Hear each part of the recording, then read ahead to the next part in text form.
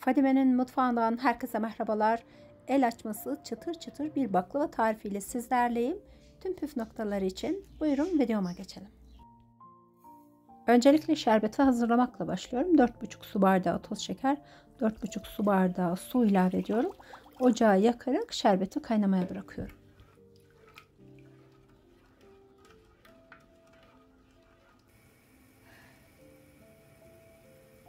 Ocağın en küçük gözünde yüksek ateşte 30 dakika boyunca şerbet kaynadı.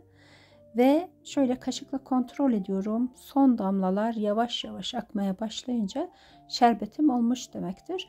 Bu esnada bir dilim limon ilave ederek 2 dakika kadar daha kaynatıyorum. Yani toplamda 32 dakika kaynamış oldu şerbetim.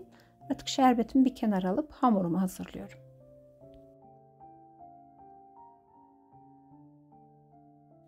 Baklavamın hamuru için yoğurma kabına 1 adet yumurta, 2 yemek kaşığı yoğurt, yarım su bardağı sıvı yağ, 1 su bardağından bir parmak eksik su, yarım su bardağı süt, 1 yemek kaşığı elma ya da üzüm sirkesi fark etmez ve toplamda 5 su bardağı un kullandım. Unun önce bir miktarını ilave ediyorum. Üzerine yarım çay kaşığı kabartma tozu, yarım çay kaşığına yakın tuz ilave ediyorum.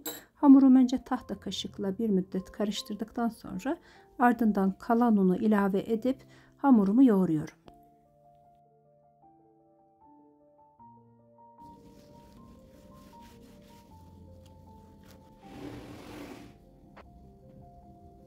Arkadaşlar un serpmiş olduğum masanın üzerine hamurumu alıyorum. Bir süre de burada yoğurmaya devam ediyorum. Biliyorsunuz ki baklava hamuru rahatlıkla açılabilmesi için çok güzel bir şekilde hamurun pürüzsüz hal alıncaya kadar yoğrulması gerekiyor.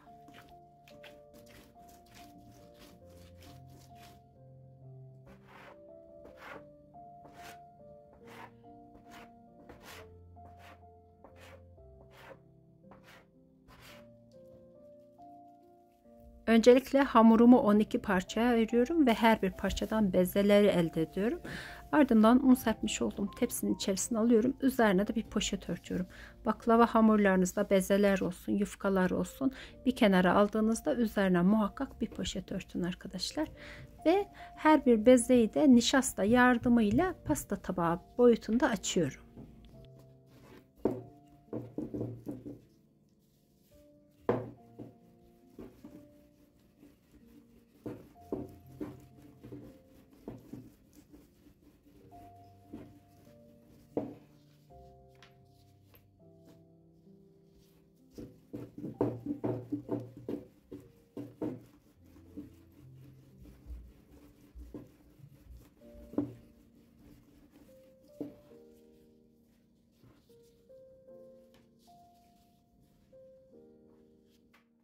Arkadaşlar her bir bezemi pasta tabağı boyutunda açtım ve şimdi nişasta serpmiş olduğum tepsinin içerisine alıyorum.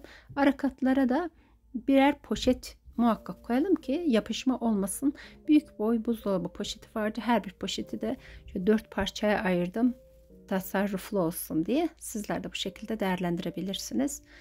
Bütün hamurlarımı tepsiye aldıktan sonra üzerine de bir poşet kapatıyorum. Hiç hava almasın. 45 dakika dolapta dinlendirip ardından nişasta serpmiş olduğum masanın üzerine alarak yufkamı açmaya başlıyorum.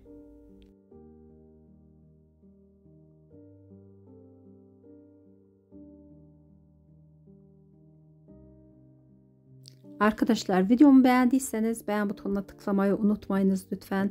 İlk kez bu videoda benimle karşılaştıysanız ve kanalıma abone değilseniz kanalıma ücretsiz bir şekilde abone olabilirsiniz.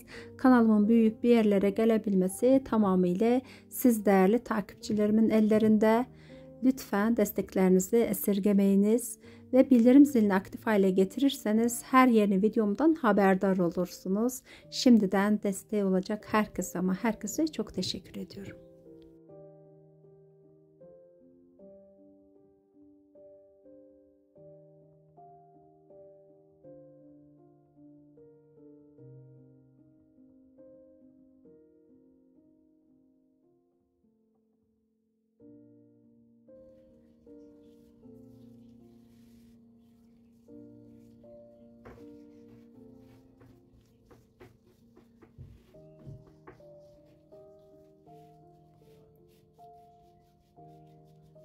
Baklava için 300 gram ceviz içi kullandım.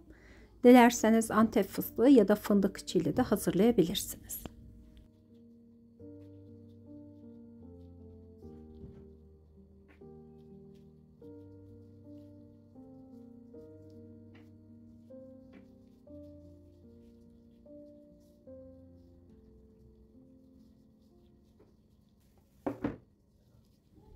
Hazırlamış olduğum her bir yufkayı önceden yağlamış olduğum fırın tepsimin içerisine alıyorum.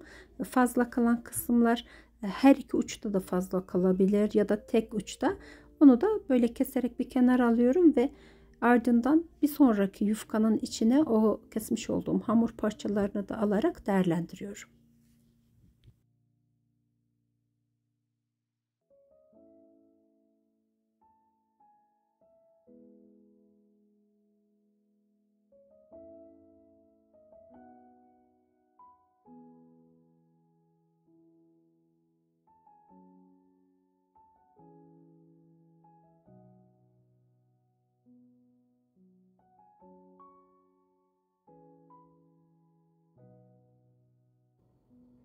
Baklavamı hamur kartı yardımıyla dilimlere ayırıyorum. Öncesinde dilimler eşit olsun diye hamur kartıyla şöyle hafiften çizikler oluşturdum. Böylelikle alan belirli olduğu için daha rahatlıkla dilimlerinizi kesebilirsiniz. Siz de bu şekilde deneyebilirsiniz.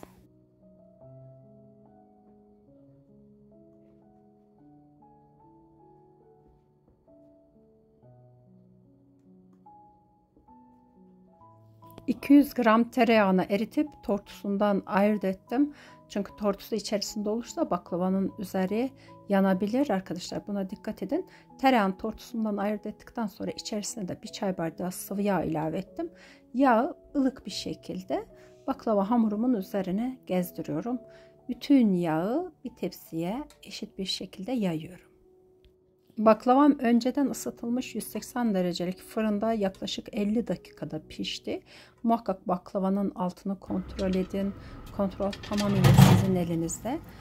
Bir baklavanın iyi olması için şerbet kıvamı nasıl önemliyse baklavanın pişirilmesi de önemli.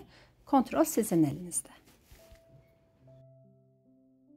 Şerbeti önceden hazırladığım için şerbet soğuktu. Baklavam ise sıcak. Baklavam sıcak, ocaktan aldığım gibi hemen üzerine şerbeti gezdiriyorum.